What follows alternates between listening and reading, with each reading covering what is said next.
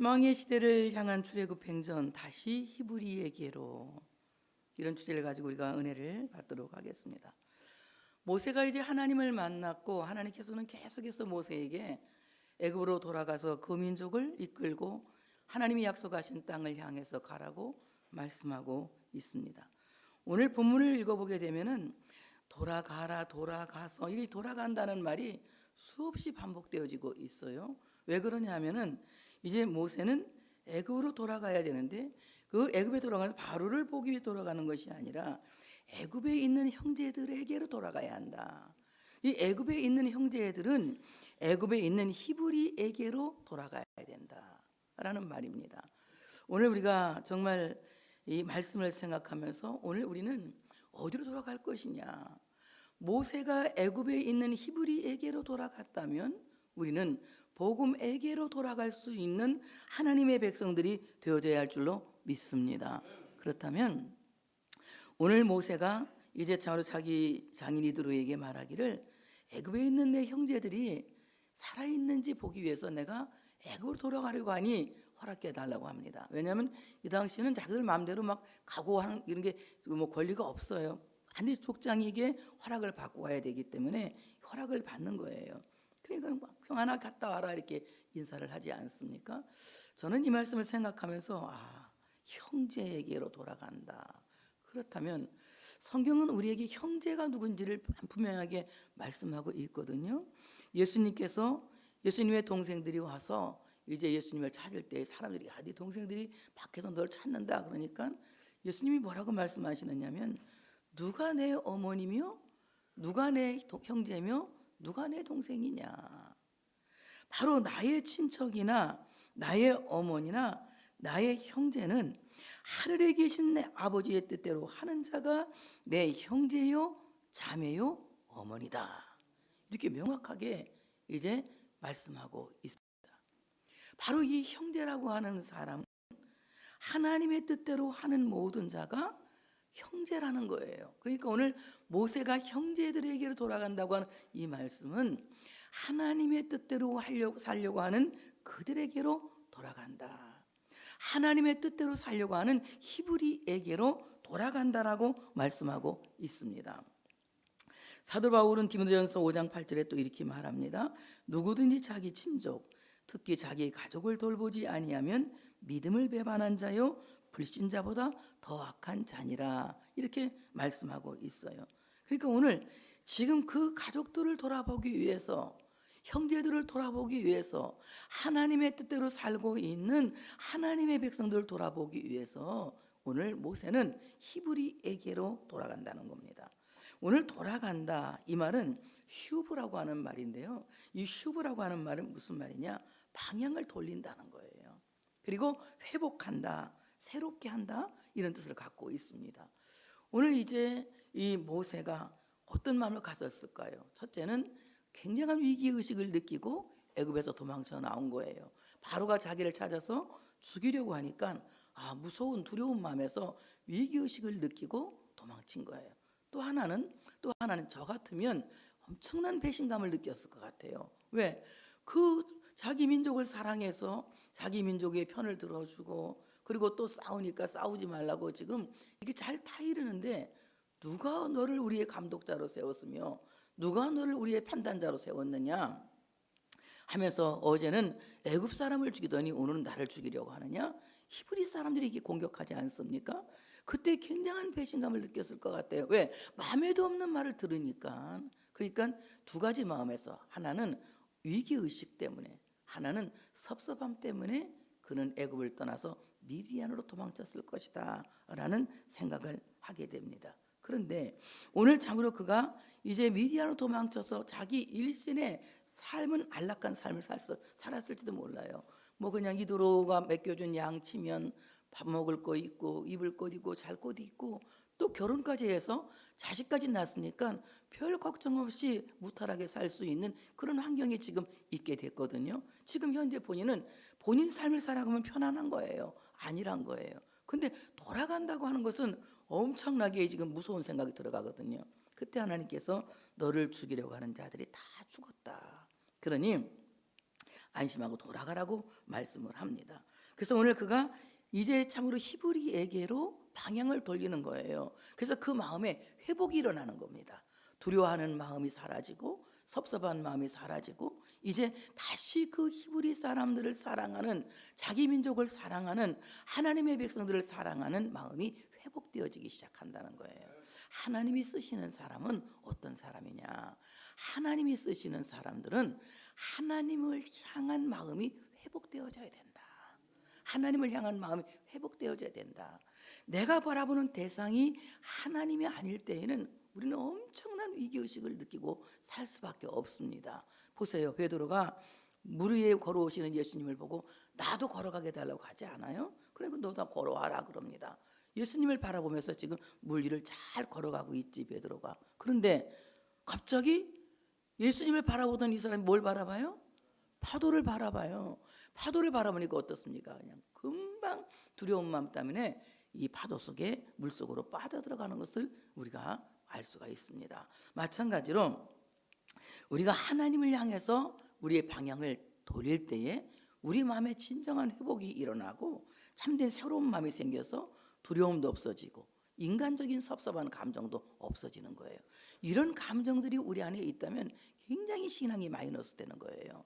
내 마음에 두려움이 있을 때에 주저주저하고 하나님은 큰 일을 행하시고 그 큰 일을 나를 쓰려고 작정하셨지만 나는 그 일을 선뜻하기를 어려워하죠. 굉장히 두려움 때문에 하나님의 일을 감당하는 것을 힘들어하고 어려워합니다. 그런 모습이 내 모습이고 우리 모습이에요.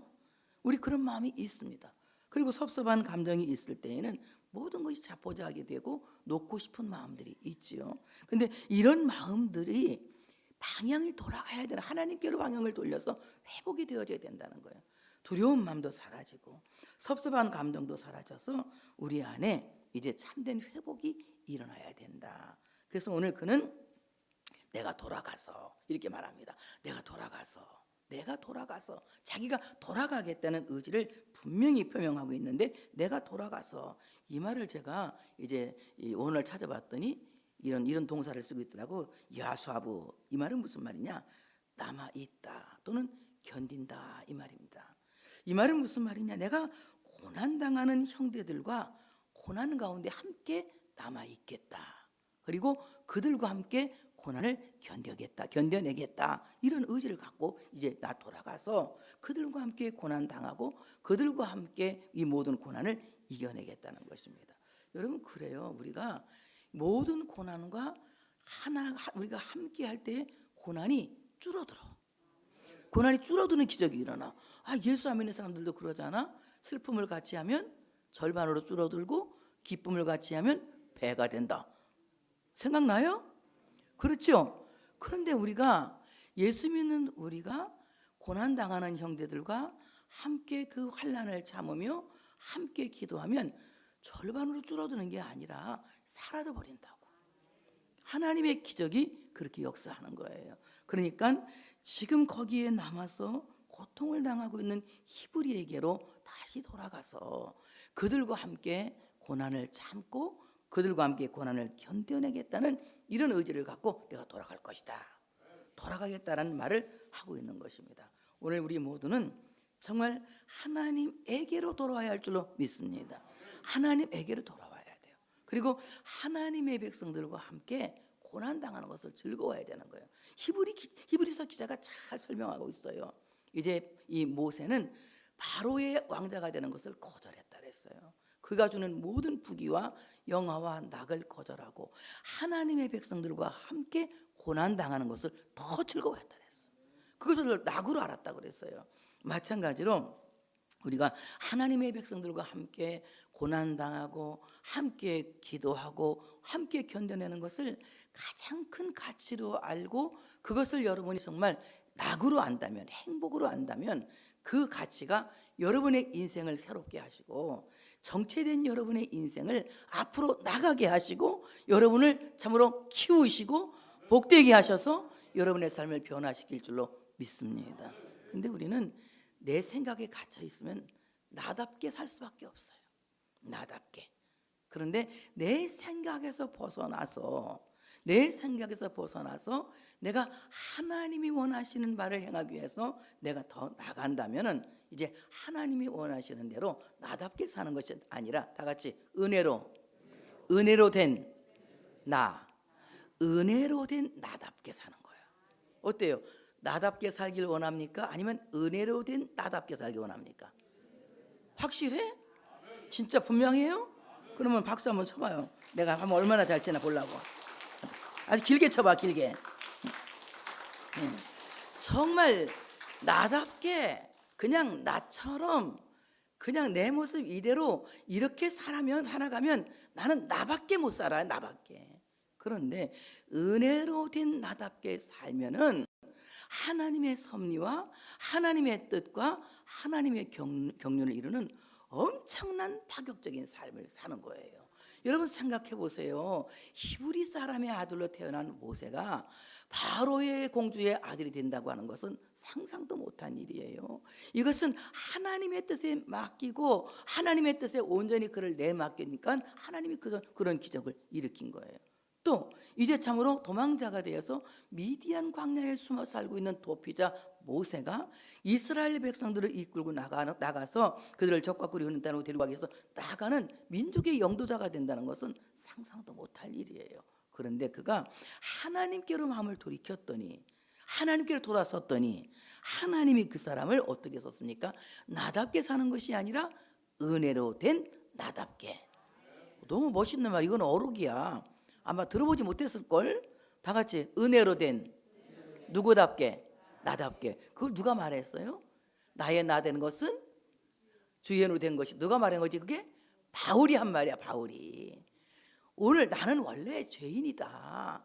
죄인 중에 괴수였고 포행자였고 만삭되지 못하가 난 그야말로 별 볼 일 없는 사람이었다. 그런데 오늘 내가 사도가 된 것은, 오늘 내가 나 된 것은 주의 은혜로 된 것이다.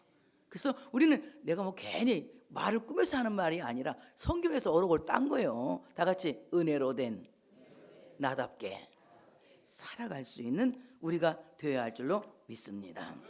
그래서 오늘 돌아가라, 돌아가는데 뭐 이런 말이 계속 나와요. 이것은 뭐냐면 하나님이 재촉하고 있는 거야. 너 빨리 가야 돼. 너 빨리 가야 돼. 지금 이스라엘 자손들이 구원받는 일은 미룰 수 없어. 지금 당장 구원받아야 돼.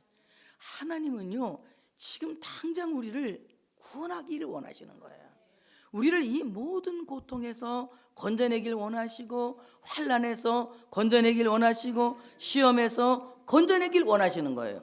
그러니까 하나님께서 말씀을 모세에게 주시고 속히 돌아가서 그 말씀을 통하여 이스라엘 자손들을 구원해내라.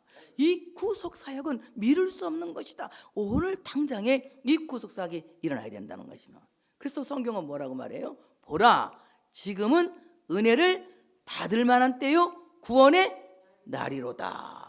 이렇게 말하잖아요. 그러니까 오늘 하나님이 지금 우리에게 은혜 주시기를 원하고, 지금 오늘 하나님이 나를 구원하기를 원하신다고 하는 사실을 믿으시기를 축복합니다. 그러면서 손에 뭘 들려 보내십니까? 지팡이를 들려 보내시는 거예요. 자 보세요. 우리가 4장 1절에만 해도 모세의 손에 하나님 너 손에 뭐 들고 있지? 그러니까 지팡이입니다 이렇게 말해요. 그 지팡이는 모세의 지팡이였어. 모세의 지팡이. 그런데 이제 그 지팡이가 어떻게 바뀝니까? 오늘 하나님의 은혜를 충만하게 호렙산에서 받은 모세에게 모세의 지팡이는 다 같이 하나님의 지팡이. 하나님의 지팡이로 달라지는 거예요. 그러니까 우리가 내가 나답게 살면 그 지팡이는 누구 지팡이야? 내 지팡이야. 그런데 은혜로 된 나답게 살면 그 지팡이는 누구 지팡이에요? 하나님의 지팡이가 되는 거예요. 전혀 다른 지팡이를 들고 능력 있는 삶을 살아간다는 거예요. 그러니 우리는 나라고 하는 이 한계에 부딪히면 꼼짝도 할 수 없는 나라고 하는 자아에 갇혀서 살아서는 안 된다. 우리는 은혜로 된 나에게 참으로 은혜로 나답게 살 수 있는 사람이 되기 위해서 하나님의 은혜를 기대하고 하나님의 은혜를 바라보는 삶이 될 때에 우리는 이제는 나의 지팡이가 아니라 하나님의 지팡이를 손에 꽉 쥐고 나갈 수 있게 된다고 하는 사실을 믿으시기를 축복합니다. 그러면서 모세가 바로 앞에서 무엇을 해야 될 것인지 하나님이 말씀하고 있어요.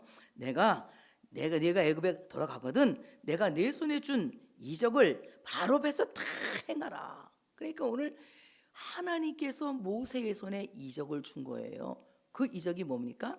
하나님의 지팡이죠. 하나님의 지팡이를 쥐고 있기 때문에 그 손에서 기적이 일어나는 거예요. 지난번에 여러분에게 말씀드렸어요. 하나님의 지팡이는 예수 그리스도의 십자가밖에 없다고. 예수 그리스도의 십자가를 붙잡고 있는 사람들은 참으로 바로를 이길 수 있는 놀라운 기적을 행하게 된다고 하는 사실을 믿으시기를 축복합니다.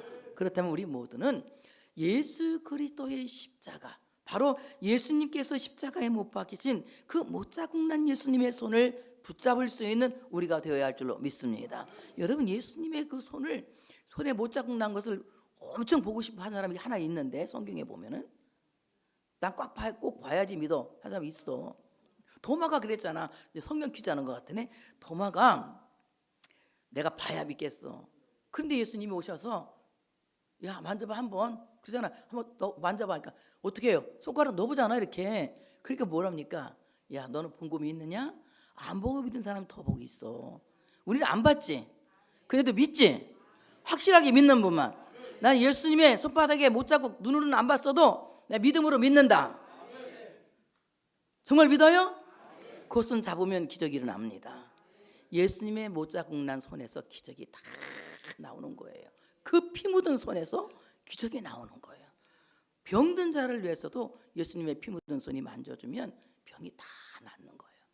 어려운 삶을 겪고 있는 사람들에게도 주님의 피 묻은 손으로 만져주면 그 어려운 삶이 다 해결되는 거예요. 그리고 여러분은 이제 기도할 때 어떻게 기도해? 주님, 이 시간 주님의 피 묻은 손으로 이 딸을 만져서 고쳐주시고 이 아들을 만져서 고쳐주시고, 이런 기도 하잖아요. 주님의 피 묻은 손으로 만져주셔서 이 삶이, 모든 삶이 고쳐지길 원합니다.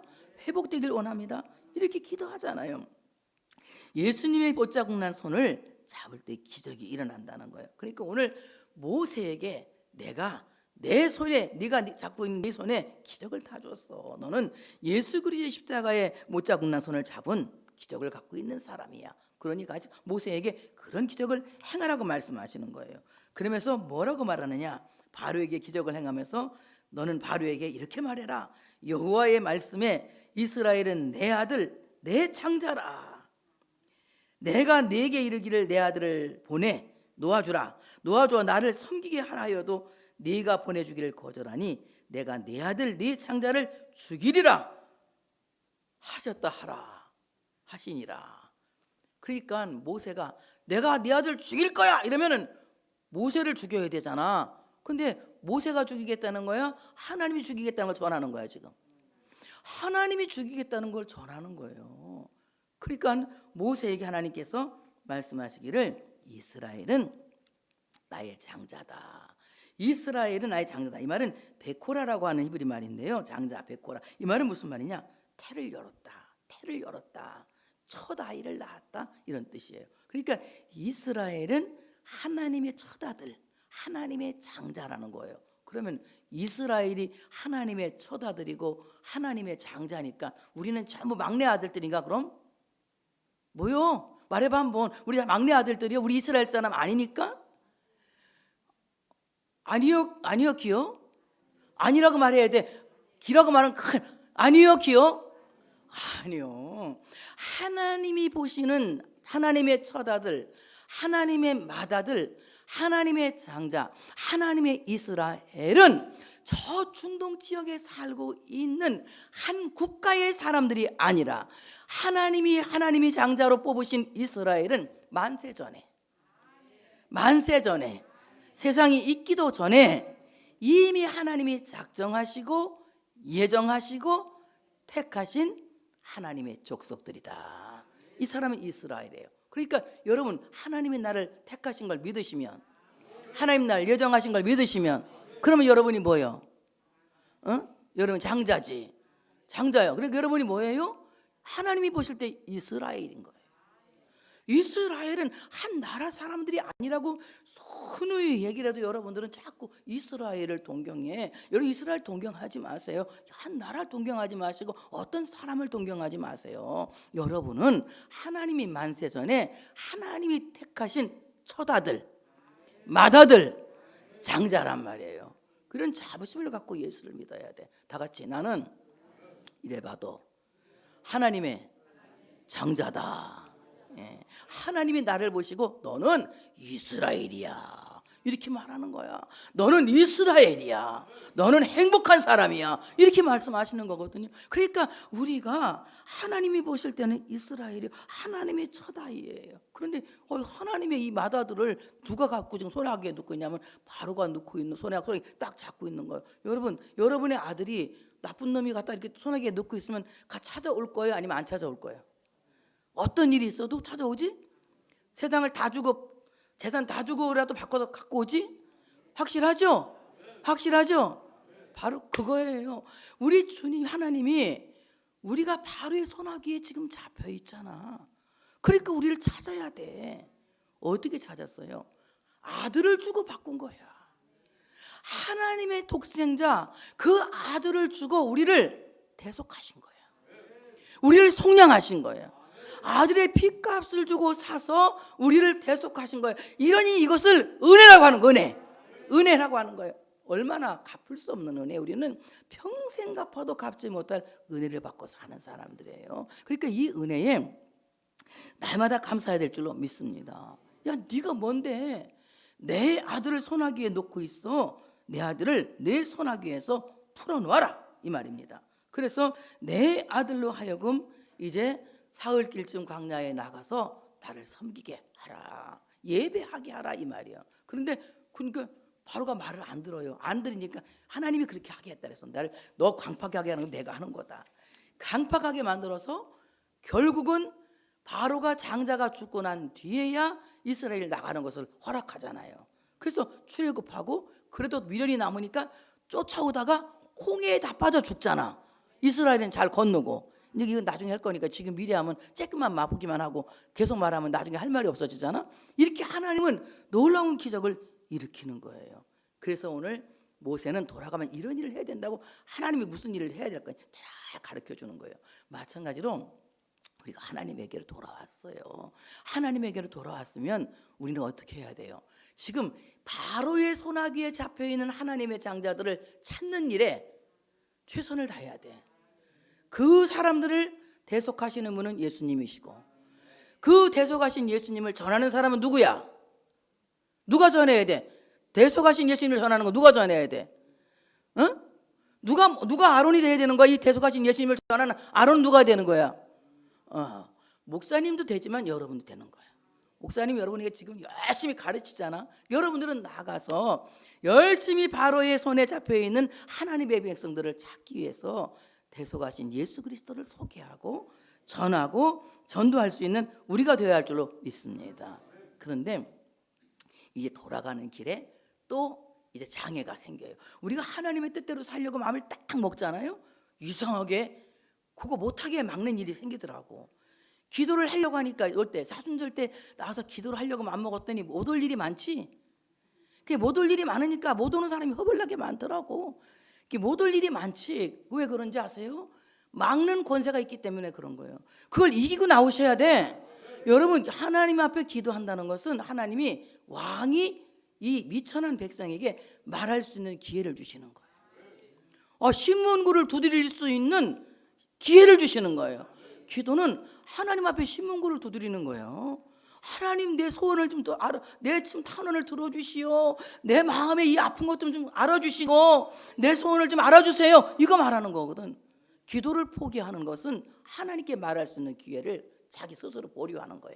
이건 정말 좋지 않은 것이거든. 기도한다는 것은 최고의 여러분 권리 행사를 하는 거예요. 근데 오늘 모세가 돌아가는 길에 이제 오늘 하나님이 그를 만나세요. 숙소에서 그를 만나는 거예요. 모세를 만나시는 거예요. 하나님 만나면 행복해요? 무서워요? 행복한데 여기는 별로 안 행복해. 오늘 여기서 그를 만나서 이 만난다고 하는 말을 히브리 말로 파과시라고 하는 말을 쓰거든. 파과시. 이거 파과시라고 하는 말은 무슨 말이냐? 거칠게 만난다는 거예요.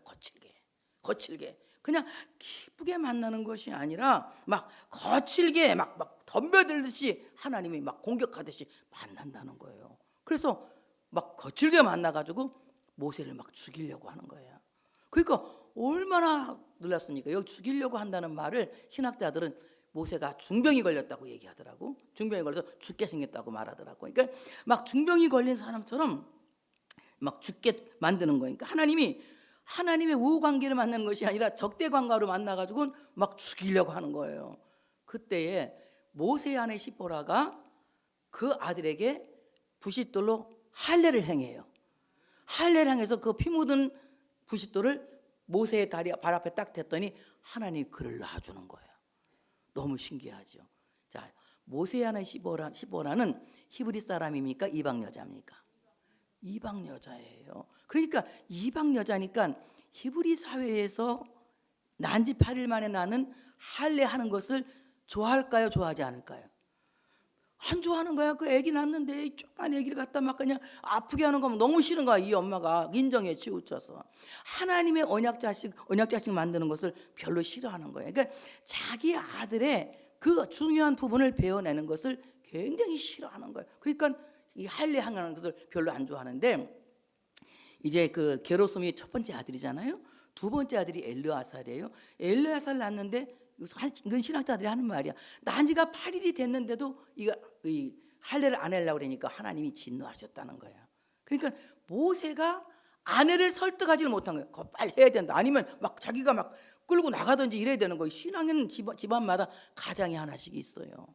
신앙의 가정이 잘 서서 이 가정을 잘 리드하면 이 가정이 행복한 가정이 돼. 근데 신앙의 가정이 어정쩡하면 이가 배가 막 산으로 올라가고, 응? 막 그냥 이 신앙이 갈피를 못 잡고 집안이 요상스럽게 되는 것이거든. 그러니까 모세가 하나님을 믿는 여호와 신앙은 분명했지만 자기 아내에게 야, 이거 할례 해야 돼. 그래서 막 그냥 하나님은 할례 해야 되는 거야. 이렇게 해서 한 것이 아니라 그냥 그것을 그냥 방치해 둔 거예요. 그러니까 하나님께서 진노하시니까 그때서 그래도 이 시보라가 자기 아들의 이제 이 할례를 해가지고 그 피 묻은 돌을 갖다 남편에 갖다 대면서 뭐라고 하느냐? 야, 남편 보고 당신은 내 피남편이다 이렇게 말합니다. 오늘 이 포피를 베었다 이 말은 카라트라고 하는 말인데 잘랐다는 거예요. 변했다는 거예요. 잘라냈다. 그래서 이 말은 뭐냐면 잘라냈다고 하는 말은 하나님과 언약을 체결했다는 거예요. 이 언약이라고 맹세라고 하는 것은 지키면 좋은 것이고 지키지 않으면 죽는 것이거든요. 그러니까 이제 하나님의 말씀을 지키기 위해서 나는 하나님의 말씀을 지키는 백성입니다 하고 내 몸의 한 부분을 잘라내고 이제 베어내고 하나님을 섬기는 하나님의 백성으로서의 흔적을 갖는 거예요. 구약 시대의 이스라엘 사람들은 할례를 행함으로 말미암아 자기 몸에 여호와의 백성이라는 징표를 가져요. 그런데 기독교는 할례를 행해서 몸에 징표를 갖는 것이 아니라 기독교는 세례를 받음으로 말미암아 구원의 징표를 얻는 거예요. 근데 우리 이제 세례식 할 날이 얼마 안 남았거든. 언제 세례식을 하냐면 종려주일날 세례식을 해. 아직 이제 한 달 조금 안 남았어요. 세례식을 하면 세례 안 받으신 분들은 꼭 세례 받으셔야 돼. 세례 안 받고 죽으면 천국 갈지 안 갈지 나 잘 몰라. 나 확신 잘 못해. 성경에는 분명히 세례 받은 사람이 구원받는다고 했거든. 죽기 전에 꼭 세례 받는 건 정말 행복한 거예요. 그래서 이 세례를 받는데 이 할례를 받아서 몸에 흔적을 갖고 이제 하나님 백성인 것을 알면은 세례를 받은 사람은 구원받은 표징이 그 안에 있는 거예요. 세례 받은 사람들은 이와 같이 이제 참으로 세례를 받게 돼서 하나님의 자녀들이 되는 것입니다. 그런데 사도 바울은 무슨 말을 하느냐? 할례는 몸에 하는 것이 아니라 마음에 하는 것이다. 유대인들의 할례는 표면적인 할례지만 기독교인의 할례는 이면적인 할례다. 그래서 몸을 베어내서 몸의 흔적을 갖는 것이 아니라 마음의 굳은 마음을 재해내고 마음을 베어내서 마음의 흔적을 예수의 흔적을 갖고 있어야 된다. 이 말입니다. 우리 마음에 배낼 것들이 너무 많잖아. 여러분, 예수님이 뭐라고 말씀하셨어? 너 입으로 들어가는 것이 나쁜 게 아니야. 입에서 나오는 게 나쁜 것이거든. 왜? 입으로 나오는 것은 마음에 쌓인 것을 말하는 거야. 그렇기 때문에 이 마음에 쌓인 것을 입으로 말하기 때문에 입으로 나오는 것들이 나쁜 건데, 우리 마음에 쌓여져 있는 이 모든 것들을 베어버려야 된다는 거예요. 그래서 여러분 어떻습니까? 우리 마음에는 욕심도 있고 음심도 있고 탐심도 있고 교만심도 있고 의심도 있고 잘못된 부정된 것들이 우리 안에 얼마나 많아요. 우리가 예수님과 함께를 그렇게도 원하지만 어느 때 이렇게 딱 보면은 내가 엄청 이상한 사람이더라고요. 저는 그래요. 여러분은 안 그럴지 모르지만 저는 그렇더라고. 엄청 이상한 사람이더라고. 근데 이런 것들을 여러분 작업을 한 번씩 해야 돼. 작업을 한 번씩 해야 돼. 언제? 주일날 교회 와서 하나님의 말씀을 들으면서 마음에 잘못된 것들을 잘라버려야 되는 거예요. 제해버려야 되는 거예요. 로마서 2장 29절에 보니까 할례는 마음에 할지니 이렇게 되어 있거든요. 그래서 우리 마음에 할례, 마음에 굳어있는 것들을 베어버려라. 그리고 이제 하나님의 백성들답게 살아라 이 말입니다. 그래서 오늘 이제 이 모세에게 시보라는 너는 피난편이다. 핫한 담임이라고 하는 말, 담함이라고 하는 말인데 이 말은 무슨 말이냐? 피의 남편이란 말이야. 피의 남편. 그래서 오늘 이제 너는 내 아들의 피로 너가 죽지 않게 됐다 이 말입니다. 내 아들의 피로 너가 죽지 않게 됐다. 모세는 엘르아살이 할례를 받은 피로 죽지 않았다면 우리는 십자가에 죽으신 예수의 피로 영생을 얻게 된 거예요. 믿습니까? 예수 그리스도의 보혈로 우리는 영생을 얻게, 영원히 죽지 않는 영생을 얻게 된 거예요. 이 큰 복을 여러분이 받아 누렸으니 하나님의 은혜에 우리 모두가 감사할 순위가 되어야 될 줄로 믿습니다. 이제 마지막으로 모세는 아론과 제외합니다. 하나님께서 아론에게 말씀하시는 거예요. 하나님 인격적인 하나님이거든요. 모세에게 가서 너 아론 만나라 이렇게만 말씀하신 것이 아니라 아론에게 찾아가서 또 하나님이 작업을 하시는 거예요. 아론에게 말씀하시기를 광야에 가서 모세를 맞으라 하시며 그가 가서 하나님의 산에서 모세를 만나 그에게 입맞췄다 그래요. 하나님의 산에서 모세에게 가서 입맞췄다. 입맞췄다고 하는 말은 무슨 말이냐? 접촉했다, 단단히 묶었다 이런 말이거든요. 접촉했다, 단단히 묶었다. 자, 그러면 입이 지금 모세의 입과 아론의 입이 접촉한 거죠. 아론의 입과 모세의 입이 묶인 거죠. 하나가 된 거예요. 하나가. 그러면 모세의 입은 어떤 입이야? 지난번에 얘기했는데 모세의 입은 무슨 입이야? 모세가 말했어. 본인 입은 무슨 입이라고. 응? 뻣뻣한 입. 그렇게 설교를 하려고 하지 말고 단순하게 대답을 해봐요. 뭐라 그래요? 내 입은 뻣뻣하다 그러지. 뻣뻣하다고. 뻣뻣한 입이야. 그런데 하나님이 아론은 뭐라 그러지? 내 형, 말 잘하는 내 형. 그래서 말 잘하는 아론. 입이 뻣뻣한 모세. 그러니까 말 잘하는 입술과 말 잘 못하는 입술이 뭐예요? 접촉을 해서 굳게 묶였다는 거예요. 그러니까 하나님이 이렇게 멋진 파트너를 붙여주시는 거예요. 우리가 하나님이 일할 때는요, 하나님이 우리에게 어떻게 파트너가 되시는, 다 같이 성령님은 우리의 파트너가 되신다. 성령님이 우리의 파트너가 되시는 거예요. 그래서 언제든지 주님께서 뭐 그냥 1년 365일 뭐 파트너 노래가 있더만 꼭 뭐 알아야 하지. 1년 365일 파트너 뭐 그런 노래가 있는데 성령님은 1년 365일 파트너가 아니라 세상 끝나는 그날까지, 내가 하나님 앞에 서는 그날까지 하나님은 나의 파트너가 되셔서 나의 입이 되어주시고 나의 말이 되어주시고 나의 기도가 되어주시고 나의 찬양이 되어주셔서 우리 입술 가운데 함께 계신다고 하는 사실을 믿으시기를 축복합니다. 그래서 오늘은 우리는 성령님과 키스하는 시간이 돼야 돼.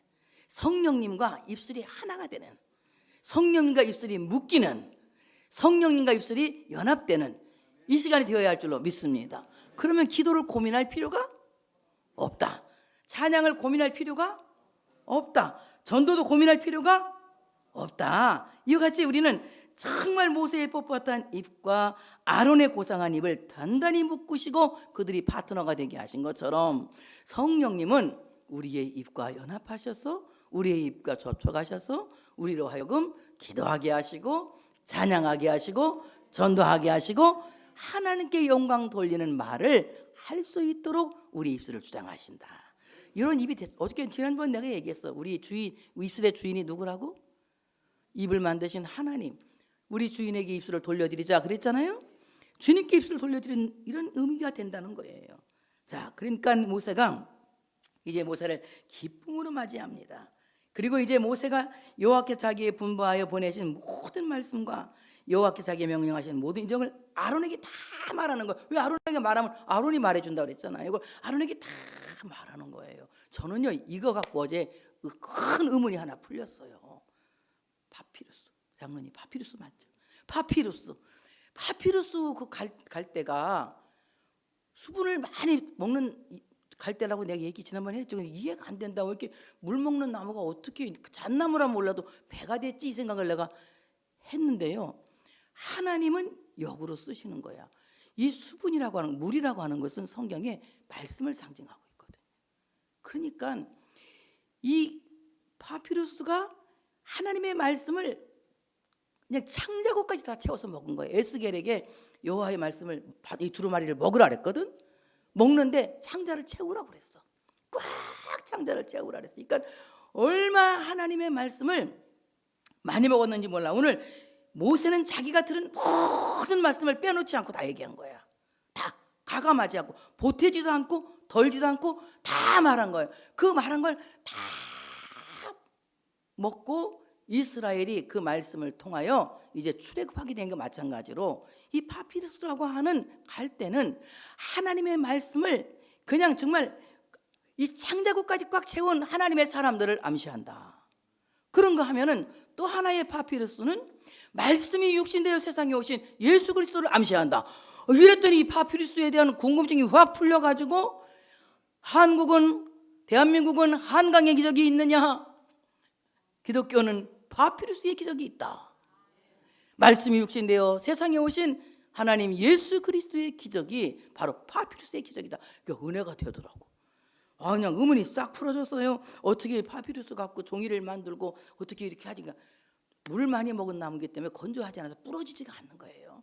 그러니까 배를 만들 수도 있고 종이를 만들 수도 있는 거예요. 하나님의 말씀을 많이 먹은 사람은요 어떤 시험이 와도 절대 부러지지 않아요. 유연성이 있거든. 어떤 어려움이 와도 절대로 버림받지 않아요. 반드시 쓰임받는 사람이 되는 거야. 갈대가 아주 부족하지만 그 갈대가 참으로 모세를 살리는 구원의 태바가 된 것 같지.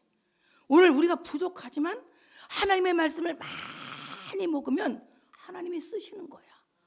그리고 그 파피루스가 아주 연약한 나무 같지만 갈대 같지만 그 갈대가 질긴 종이로 쓰인 것처럼 하나님의 말씀을 많이 먹은 사람은 질기다. 질기다 말 별로 기분이 안 좋은가 보지? 질기다. 끊어지지 않는다. 질기다는 거야. 그래서 아주 끈질긴 거야.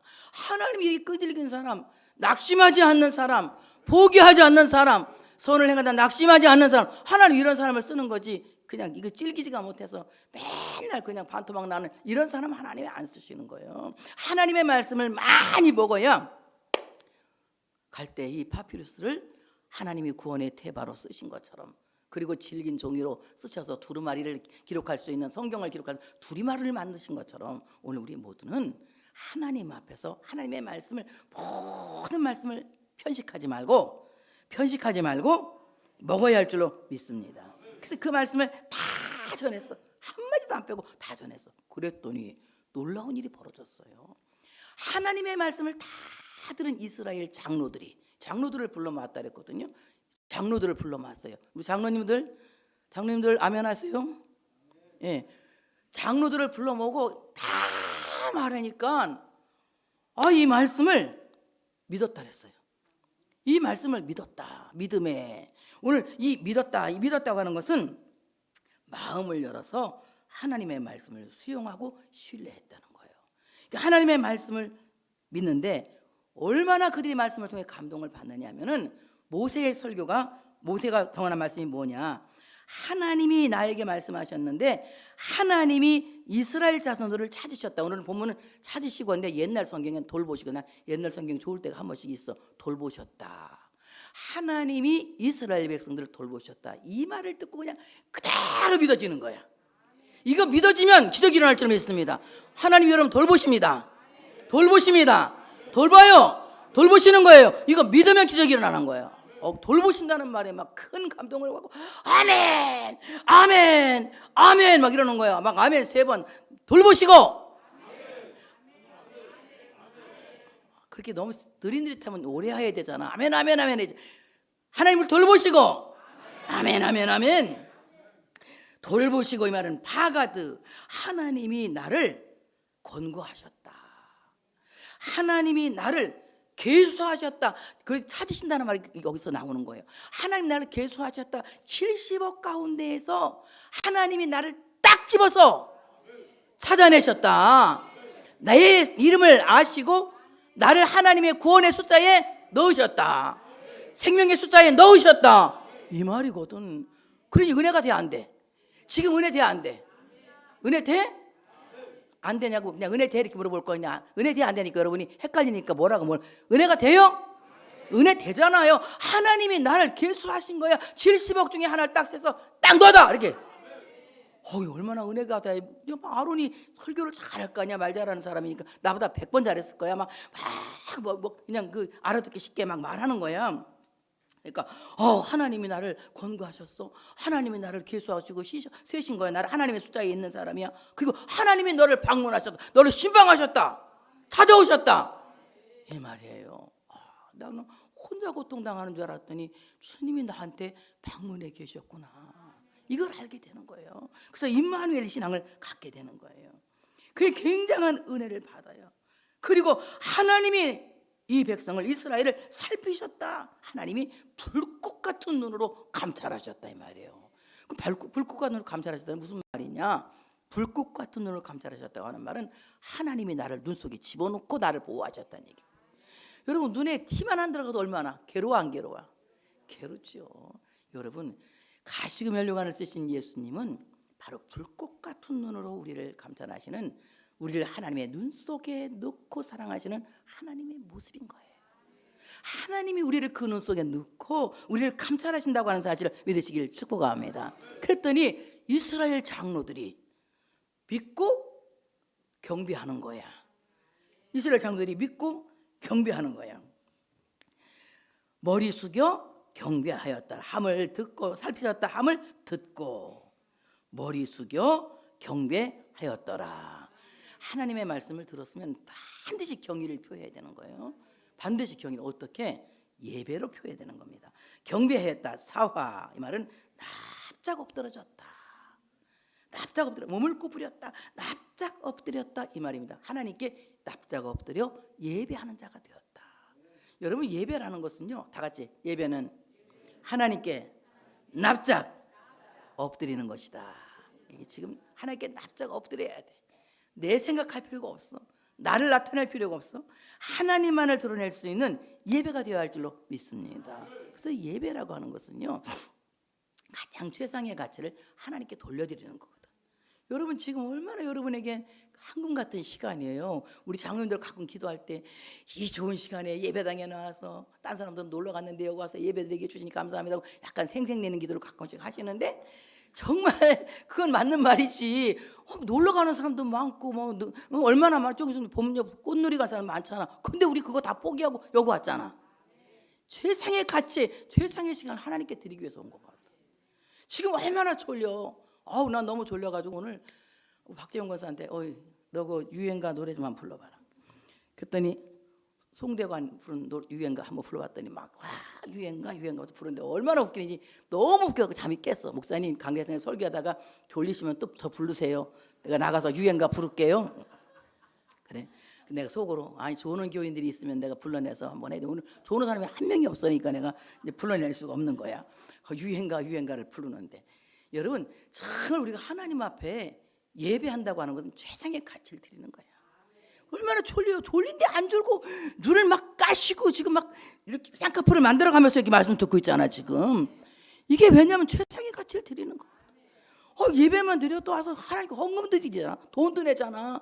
돈 얼마나 아까워. 아깝지. 내기 싫을 때가 얼마나 많아. 근데 여러분 내가 그냥 제2의 목숨으로 알고 있는 헌금도 드리지. 이게 예배라는 것은 최상의 가치를 하나님께 드리는 거예요. 오늘 모세는 이스라엘에게로 돌아가서 하나님이 하시고자 하는 일을 다 합니다. 오늘 이 기적이 여기에도 일어날 줄로 믿습니다. 그러면 하나님이 하신 모든 말씀을 들으시길 바랍니다. 하나님 여러분을 돌보셨어요. 하나님 여러분을 살피셨습니다. 우리 모두가 하나님의 말씀을 믿고 그 앞에 경배하는 놀라운 은혜가 있어지시기를 축복합니다. 영광 돌려드리겠습니다. 하나님께